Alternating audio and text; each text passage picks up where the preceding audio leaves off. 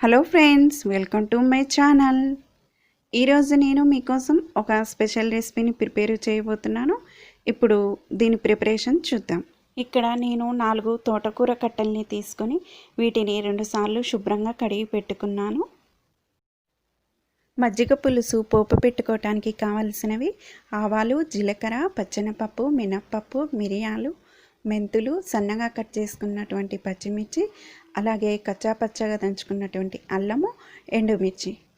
ఇక్కడ నేను ఒక 1/2 లీటరు ఫ్రెష్ పెరుగుని తీసుకున్నాను. ఇందులో 1 టీ స్పూన్ సాల్ట్ వేసుకొని, అలాగే కొంచెం వాటర్ని వేసుకొని ఈ విధంగా పెరుగుని చిలక్కొట్టుకున్నాను. ఈ విధంగా ఉంటే సరిపోతుందండి. ఇప్పుడు స్టవ్ మీద ప్యాన్ పెట్టుకొని ఇందులో పోపుకు కావలసినంత ఆయిల్ వేసుకొని, ఆయిల్ హీట్ అయ్యాక ఆవాలు, జీలకర్ర, పచ్చెనపప్పు, మిరియాలు, మెంతులు, పోపుకు కావలసినవి అన్నింటినీ వేసుకున్నాక గరిటెతో ఒకసారి కలుపుకొని మంటను మీడియం ఫ్లేమ్లో పెట్టుకొని ఈ విధంగా లైట్గా ఫ్రై చేసుకోవాలి. అలాగే 4-5 పచ్చిమిర్చి చీలికలు, ఎండుమిర్చి, కచ్చాపచ్చాగా దంచుకున్నటువంటి అల్లము, 1/2 టీ స్పూన్ పసుపు, మళ్ళీ ఒకసారి గరిటెతోటి కలుపుకొని వీటిని ఫ్రై చేసుకోవాలి. ఈ తాలింపు కొంచెం మగ్గినాక మనం శుభ్రంగా కడిగి పెట్టుకున్నటువంటి తోటకూరను కూడా వేసుకొని ఈ తోటకూర అంతా తాలింపుకు కలిసేలాగా కలుపుకోవాలి.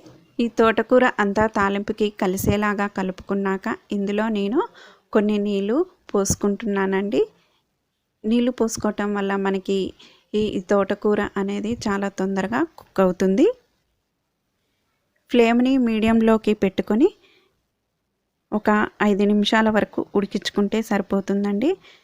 ఇప్పుడు స్టవ్ ఆఫ్ చేసుకొని దీన్ని పూర్తిగా చల్లారనివ్వాలి.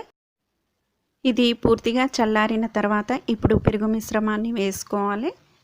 మనము వేడిగా ఉన్నప్పుడు ఈ పెరుగుని వేసుకోవటం వల్ల మనకి మజ్జిగ అనేది పుల్లగా మారుతుందండి. అందుకే వేడిగా ఉన్నప్పుడు ఈ పెరుగు మిశ్రమాన్ని వేసుకోకూడదు.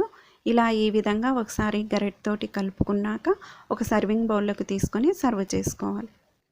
అంతేనండి, చాలా ఫాస్ట్గా ఎంతో టేస్టీగా ఉండే తోటకూర మజ్జిగ పులుసు రెడీ.